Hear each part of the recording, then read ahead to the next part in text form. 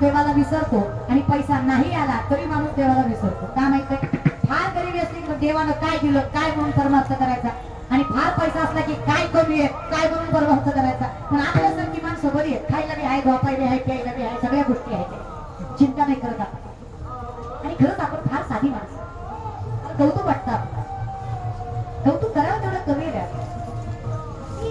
तुम्ही आता इतके सामर्थ्यवंत माणसं आहात, माऊलींच्या आजोबांच्या पालखी इथपर्यंत आणताय मराठवाड्यातनं बीड मधनं.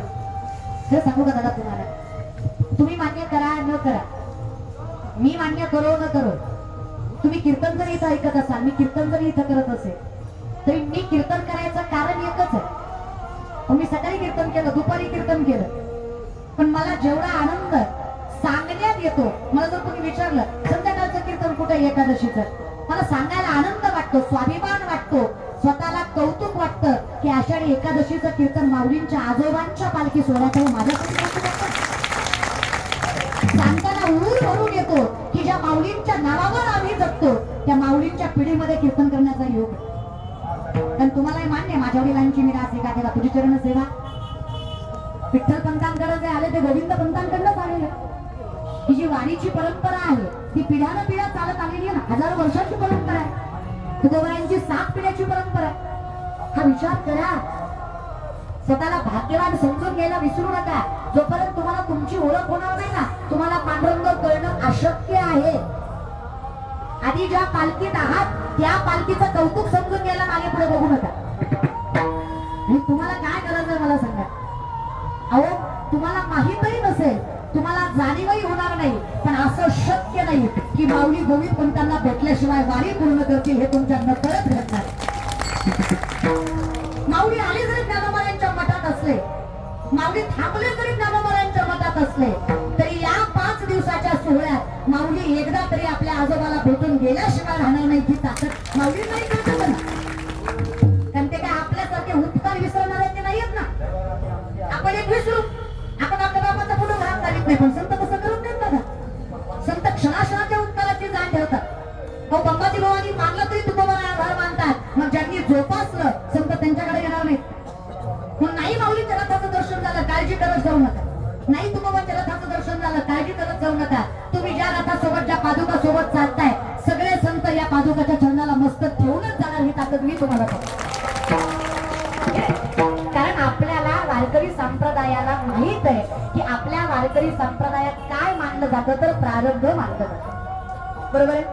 आपल्याकडे काय मानलं जातं, जन्मोजन्मी आम्ही बहू केले ते माया विठ्ठले, हे मान्य करतो की नाही आपण? आपण म्हणतो माय बापाशिवाय शक्य, आजा मालकरी लागतो, पंजा मालकरी लागतो, बाप मालकरी लागतो, तेव्हा ते शक्य. तेच ज्या विठ्ठल पंतांना संसारात रस वाटला नाही त्याचं कारण गोविंद पंत असतीलच की. ज्या विठ्ठल पंतांना संसारात मोह वाटला नाही, संसार सोडून ज्यांनी संन्यास आश्रम स्वीकारला त्याचं कारण गोविंद पंत असतीलच की. त्याचा गांभीर्याला विचार पण माऊलींचं वर्णन आहे ते सुधेची वाटणं पाहता पैसेची गावानं येता बालपणीच सर्वज्ञता बरी तयाते, बालपणी भगवंतानं सर्वज्ञानं बरावं तेव्हा कुठे परमात्मा कृपा करतो. आणि हे बालपण परमार्थात असण्यासाठी मायबाप श्रेष्ठ असणं गरजेचं. मला नवं वाटतं आजकालच्या आजकालची माणसं फक्त पुढच्या पिढीला नावं ठेवतात. आता एक माणसं नुसती म्हातारी माणसं आपल्याला म्हणतात आजकालची पोरं वाया गेली, पोरं वाया गेली, पोरं वाया गेली. मान्य आम्हाला आम्ही वाया गेलेलो, पण का वाया गेलो हे पण विचारा ना. आजकालची पोरं वाया गेली त्याचं कारण आहे पिढी फुकू फुकू आजकालच्या म्हातारींची तोंड आत गेली म्हणून पोरं वाया गेली. उगाच थोडी गेली. वारीत सुद्धा माणूस गुणानं खात नाही हो. पंढरीच्या वाटेला सुद्धा चालूच असतंय रामकृष्ण हरी जय जय रामकृष्ण ना. जिंदगीला लागला तो काय कमी आहे इथं कशाला लावता.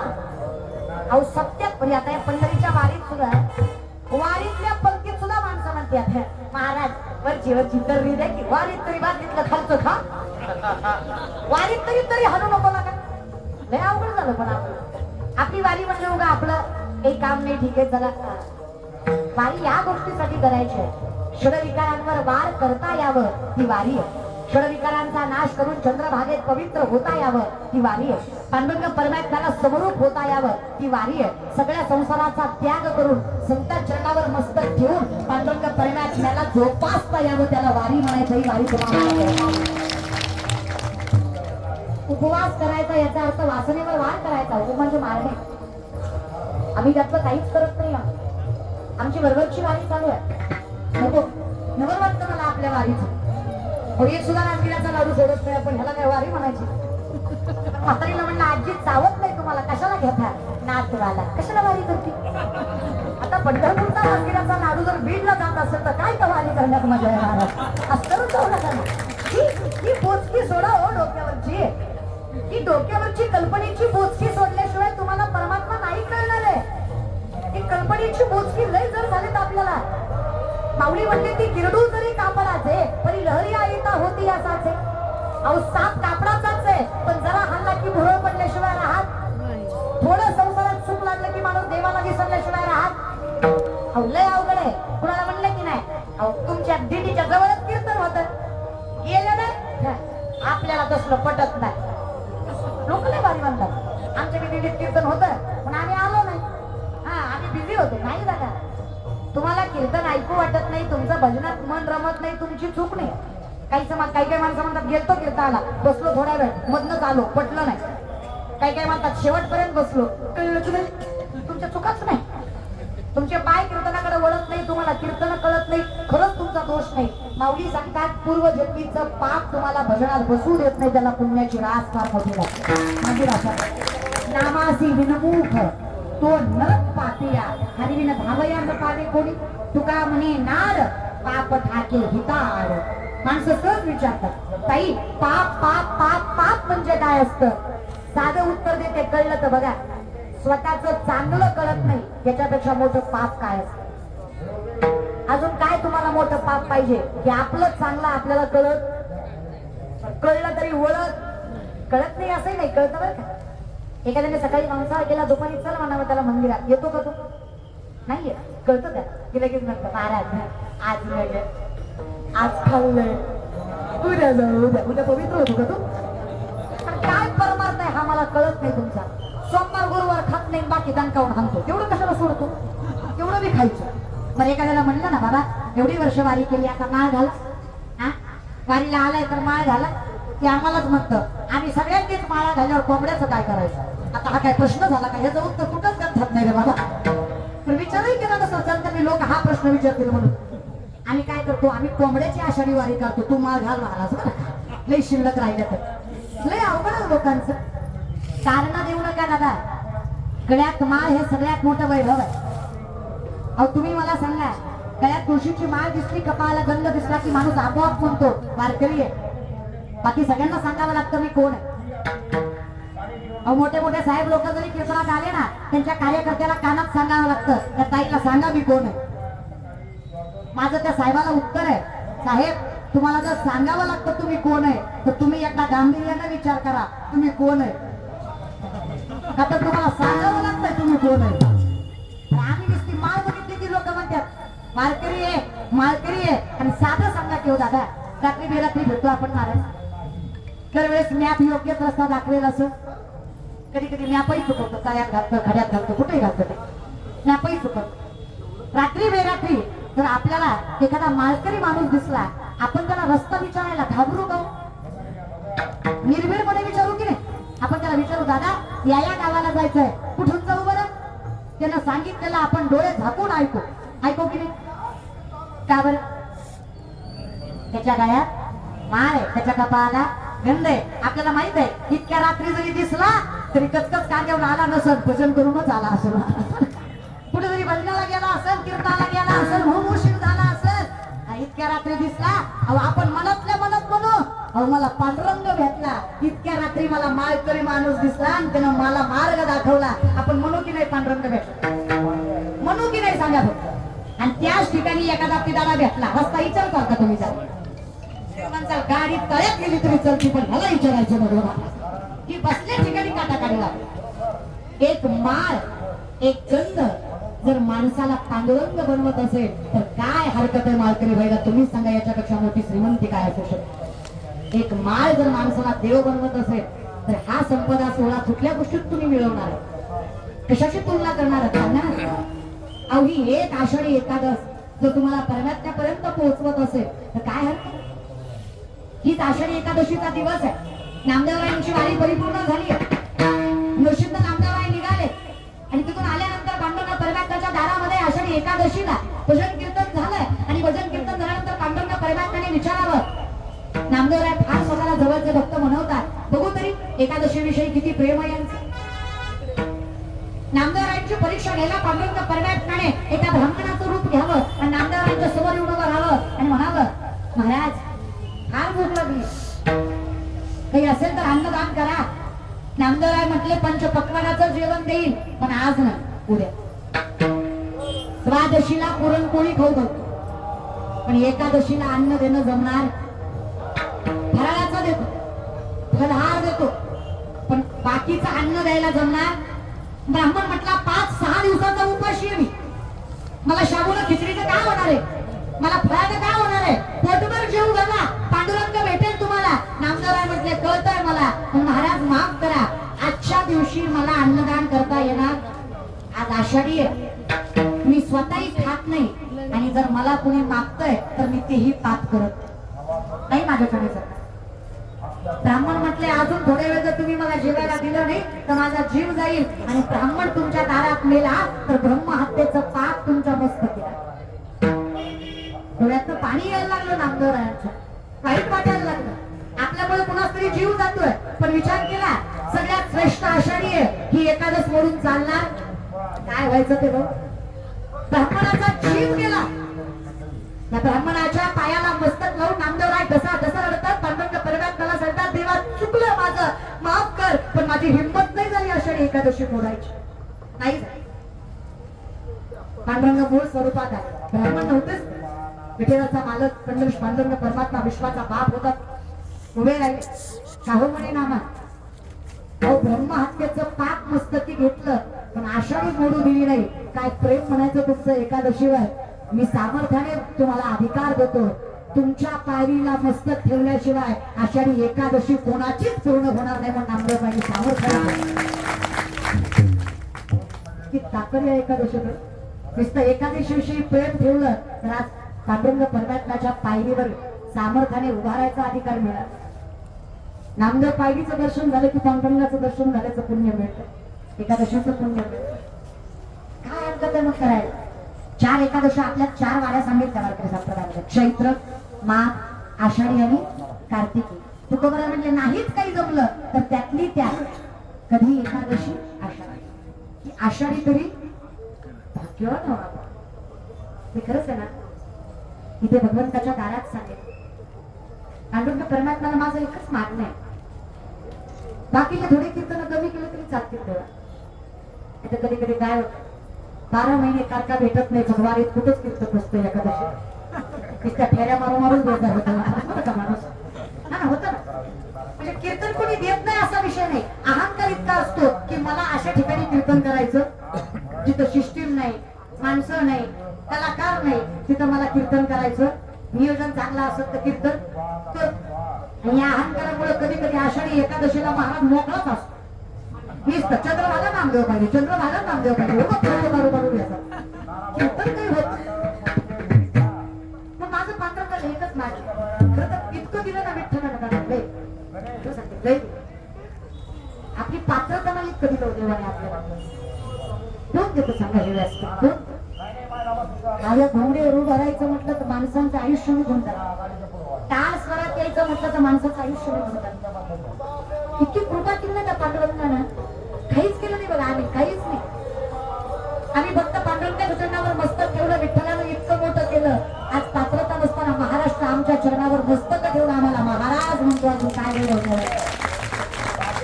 माझं देवाकडे काहीच मागलं नाहीये.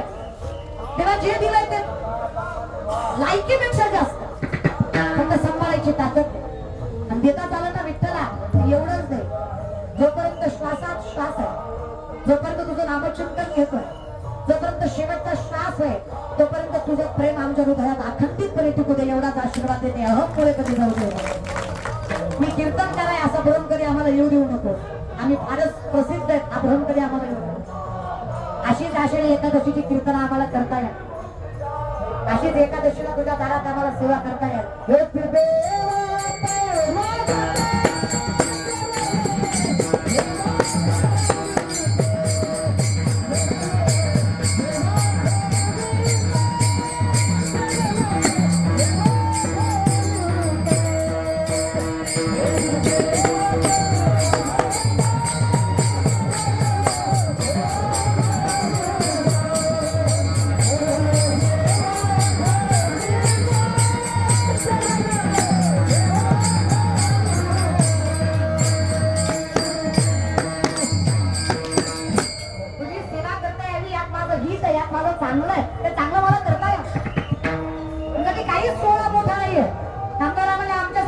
विठोबाचे राज्य अम्मा नित्य दीपवारी, अम्मा नित्य दीपवारी. विष्णुदास नामा, विष्णुदास नामा जिवे भावे हो भाई. हेच दसरा दिवाळी तुझी महासण सगळे सण त्यांना भेट दिला. हा सोहळा आमच्यासाठी मोठा आहे, पण बाकीची संपत्ती वगैरे नको. आणि जरी असेल त्याचा गर्व नको. पैसा नसावा असंही संतांचं मत नाहीये, पण जो पैसा आहे त्याचा गर्व नसावा. आणि खरं सांगू का, आलेल्या पैशातले 10% देवाला खर्च करा, 90% नारायण संबंध. शास्त्राचं वर्णन आहे, न्यायोपार्जित वित्तस्य दशम अंशेन धीमहि कर्तव्य विनियोगस्य ईश्वर प्रीत्यर्थ इवच. 10% दशम अंशेन मिळवलेल्या पैशातला 10% भाग सत्ता, धर्माची सेवा, अन्नदान याच्यामध्ये खर्च करा. बाकीचे 90% नारायण सांभाळतोय, मग कोण हिसकावून घेईल? पण आपलं काय झालंय, सत्यात 100चीच पावती फाडतो, पण 100 वेळा म्हणतो पुकार नाव. याच्यामुळे वाटलं होतं आपल्याला. काय पुकारायची गरज आहे? पण कोणाला नाही कळलं, देवाला कळल्याशिवाय राहतंय का? मी काय म्हणते, माझा परमार्थ समाजासाठी नाहीच ना, कोणासाठी आहे? लोकांनी काय त्रास द्यायचा देऊ द्या, काय पाय खेचायचं खेचू द्या, काय भावकीला उन्हा दुनं बघायचं बघू द्या, अहो काय रक्ताच्या नात्याला त्रास द्यायचा देऊ द्या. विश्वास त्या विठेवरच्या मालकावर ठेवा, विश्वास मी देते. जी लोक अपमान करताय ना, तीच लोक एक दिवस सन्मान केल्याशिवाय राहणार नाही. ते दिवस काय त्रास द्यायचा देऊ द्या लोकांना, काय म्हणायचं म्हणू द्या. लयच वाऱ्या करतो, लयच माळा घालून फिरतो, लयच गाव हुंडतो, काय म्हणायचं म्हणू. कोणाच लोक चांगली म्हणली सांग. अहो लय लोकांचा अवघड आहे. लोकांना साडी घातली तरी प्रॉब्लेम आहे, फेटा बांधला तरी प्रॉब्लेम आहे. लोक आम्हाला तर तशीच जगू देत नाहीत. अहो चुकून कुठं पाणीपुरी खातात दिसलं तर मला तोंडावर म्हणतात लोक, ताई पाणीपुरी खातात, मग काय आमलेट खाऊ तरी काय बाबा, तुम्हाला सगळं सोबत राहा. माझं म्हणणं एकच आहे, आम्ही फार श्रेष्ठ आहेत, आम्हाला मान्यच नाहीच ना. आम्ही पायाची धुळच आहे तुमच्या सुद्धा, पण तुम्हाला एवढं तरी मान्य करावं लागेल, ज्या वयात तुमच्या पोरी चुकीच्या वागतात त्या वयात आम्ही जर पंढरीची वारी चुकवत नसू तर हे सुद्धा श्रेष्ठच आहे ना दादा. अहो ज्या वयात चांगलं वाईट कळत नाही त्या वयात जर ज्ञानेश्वरी हातात असेल तर हे तरी पुण्य काय कमी आहे का? खूप ताकद आहे बघा ज्ञानेश्वरी गाथ्यात, खूप ताकद आहे. सोपं वाटतं का तुम्हाला? अहो नाही कळली ज्ञानेश्वरी तरी वाचा, 2 मुलं वाचायला कितीचा वेळ लागतो? तुम्हाला ज्ञानेश्वरी नाही कळली तरी वाचा, तुम्हाला ज्ञानेश्वरी नाही कळली तरी चालेल. ज्या दिवशी ज्ञानेश्वरीला तुम्ही कळाल तुमच्या आयुष्याचं कल्याण झाल्याशिवाय राहणार नाही. फक्त माऊलींना कळू द्यायचे सुरू माझं. किती ऊब देतात ना माऊली. माऊलींची ताकद सांगायला गेलं ना, जेव्हा नामदेवरायांना हट्ट करून माऊलींनी तीर्थयात्रेला नेलं, नामदेवराय येत नव्हते. कटेवारी करा नाही देवाचे नदीने तयाचे दर्शन. पण भगवंताने सांगावं नामदेवा तुम्ही कुठं जाताय हे महत्वाचं नाही, कोणासोबत जाताय हे महत्वाचं. महाविष्णूचा अवतार हा माझा ज्ञानेश्वर त्या माऊलींसोबत जाताय, सोबत वाटतं का तुम्हाला? काय खातोय हे महत्वाचं नाही, कोणाच्या पंक्तीला बसलोय हे महत्वाचं आहे. अहो खायला शिळी भाकर असू द्या, पण पंगत संतांची असू द्या, ती शिळी भाकरी अमृतापेक्षा श्रेष्ठ आहे. फक्त संतांच्या संगतीनं खाता यावी आपल्याला. पंचपक्वान नसावं पण पंगत वारीची असावी, पंचपक्वान असावं पण पंगत राजकारण्याची असावी. पचत नसतंय तुम्हाला. ज्यानं आयुष्यभर लोकांचं खाल्लं त्याचं खाऊन आपल्याला काय पचणार? पण जिथं शेतकऱ्याच्या पैशाची पंगत आहे तिथं पचल्याशिवाय राहणार हे ना. कोणासोबत बसतो हट्ट केला नामदेवरायांना. नामदेवराय गेले दिवस उत्तर प्रदेशामध्ये वाराणसीला, काशीला गेले ज्ञानोबराय. साक्षात काशी विश्वनाथ न्यायला आले ज्ञानोबरायांना. ज्ञानियांचा हात प्रेमे धरी विश्वनाथ ते बोलत चालत दोघे आले गंगेयात कोण काशी विश्वनाथ महादेव कैलासाचा पती ज्ञानोबरांच्या हाताला धरून गंगेमध्ये आले कौतुक वाटलं नामदेवरायांना याच्यापेक्षा काय तीर्थ सोहळा असू शकतो ज्ञानाबाईंच्या पायी मिठी मारी गंगाबाई नामा म्हणे सोळाबाई ज्ञानदेव सर्वा ठाई कशाला चिंता करताय गंगा माय इथं काही मिठी मारली तरी चालेल प्रत्येक कणाकणात माझ्या ज्ञानोबरायांचा वास आहे सगळीकडे माझे ज्ञानोबरा जिथं मस्तक ठेवा तिथं माझ्या ज्ञानोबरायांचं चरण आहे तुम्ही इथं मिठी मारायची गरज त्या ज्ञानोबरायांच्या आजोबांच्या पालखीत तुम्ही करा विचार करा काय ताकद असेल सामर्थ्य हो बघा भाग्यवान आहे ते ज्ञानोबराय म्हणतात जाई न गे माय तयार पंढरपुरा भेटे ना माहेरा आपण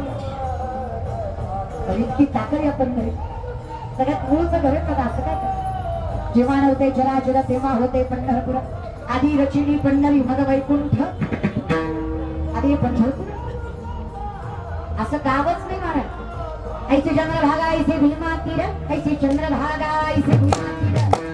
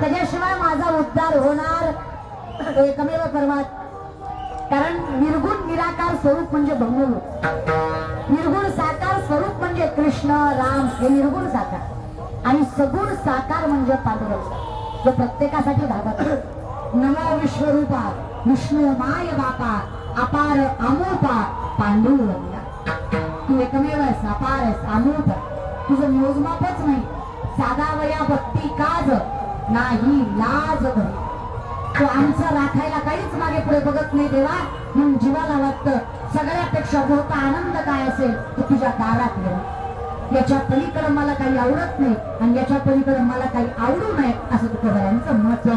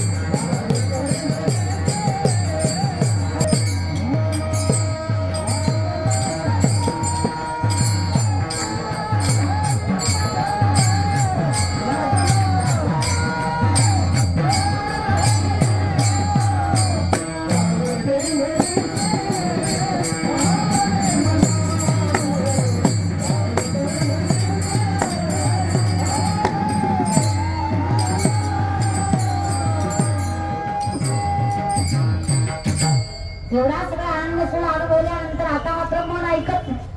पण मन सोपळता पावली म्हणली विवेकाते भुलवी संतोषाशी चाल लावी पैसे तरी हिंडवी दाही दिशा असं मन. विवेकी माणसं अविवेकी बनवतं, संतोषाला चाल लावतं, बसल्या जागी फिरवतं असं मन. मन इतकं चंचल आहे. चंचलतेचे 10 प्रकार. मनोमत्तर मेघो माननी मधुरो मरुत मा मद मरकटो मत्स्य मकादश चंचल असे चंचलतेचे 10 प्रकार.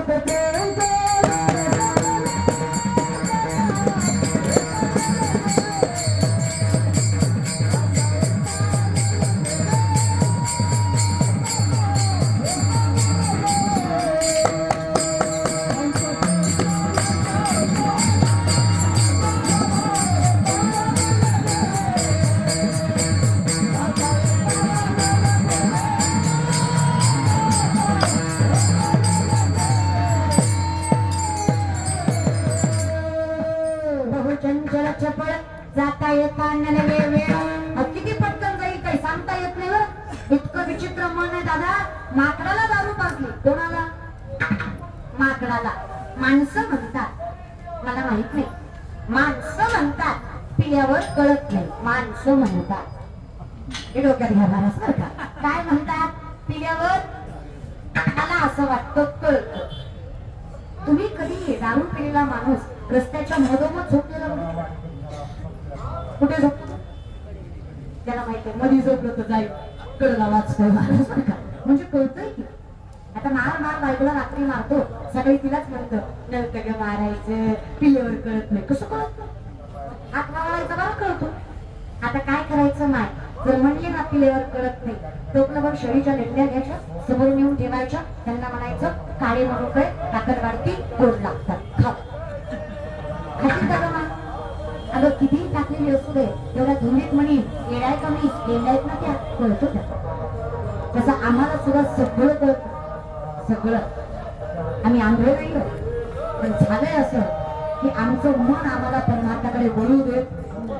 पण आता काय झालं ना देवा, आता पोते धावे म्हण तुझे चरण देखलिया भाग गेला. तुझ्या दारी आलो आणि आता कुठं मन दुसरीकडे गेलं. तुझं पाहता सामोरी दृष्टी न फिरे माधारी, माझे चित्त तुझे पाया मिठी पडली पल्लवी. काहीच नाही राहिलं देवा, सर्वस्वी तुझा झालो. आम्हा तया परस्पर एका नावाची चालत काही शिल्लक नाही ठेवत. मन इतकं चंचल. माकडला दारू पाजली, दारू पाजल्यावर त्याला विंचू चावला, विंचू चावल्यावर भूत पाठीमागं लागलं. माकड किती पडत? इतकं चंचल मन करायचं नको देवा. तेव्हा तुझ्या शरीर मन आलं ना, मग झाले पंढरीची आवडे मना असे. कधी जावं हे बघा, काय करावं, कधी करावं आणि कुठं करावं हे कळलं की परिपूर्ण होत आहे. काय करावं हे बी कळलं, पण कुठं करावं हे नाही कळलं तर अवघड होत. कुठं करावं हेही कळलं, पण कधी करावं हे नाही कळलं तरी अवघड. काय करावं? एकादश करावी. कुठं करावी? पंढरीत करावी. कशी करावी? वारी करून करावी. काय करावं? भजन करावं. कुठं करावं? पंढरपुरात करावं. कधी करावं? एकादशीला करावं. कधी एकादशी? आषाढ. कधी करावं? तुकोबारांना प्रश्न विचारला, कुठल्या एकादशीला? तुकोबारांना कुठल्याच नाही जमलं, आषाढीला तरी करून दिसलं तरी वास त्या पांडुरंगाचा ही एखादं तरी करा खाऊन पिऊन करा पण काय आपल्या वासनेला मारता येईल म्हणून तरी बरोबर करू हा सोहळा तुम्हाला आज कळणार नाही तुम्हाला ज्ञात नाही एवढ्या वेळा पांडुरंग परमात्म्याने आपल्याला राखलेलं तो कुठल्या रूपात येईल सांगता येत रूप भरला घनराट हरी सगळीकडे परमात्मा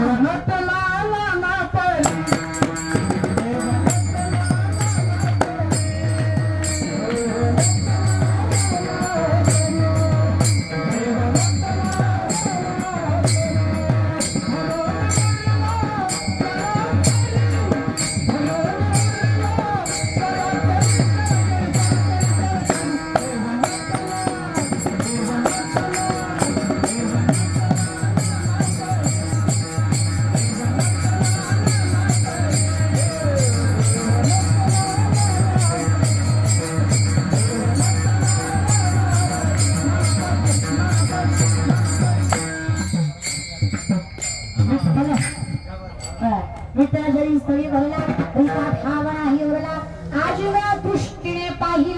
विठ्ठलची विठ्ठल पण हा विठ्ठल दिसतो कधी बोलावा विठ्ठल पहावा विठ्ठल करावा विठ्ठल जेव्हावे आणि देवाच्या नावाला काही काळवेळ नाही होत जमेल तसं भजन करा भजनात नशा असेल विनंती एवढीच आहे नशेत भजन नसू शाण्याला कळलं महाराज भजन करा आनंदाने करा ना दादा आमच्या भजनाचं ते अभ्यास आहे की नाही विनंती आनंद घ्या भजनात जसे जमेल तसे भजनाला काय लागतं बघा नुसतं म्हणावं पाहुली चालती पंढरीची पाठ तरी गोड लागतं मग तुम्ही पांडुरंगा फक्त एकदा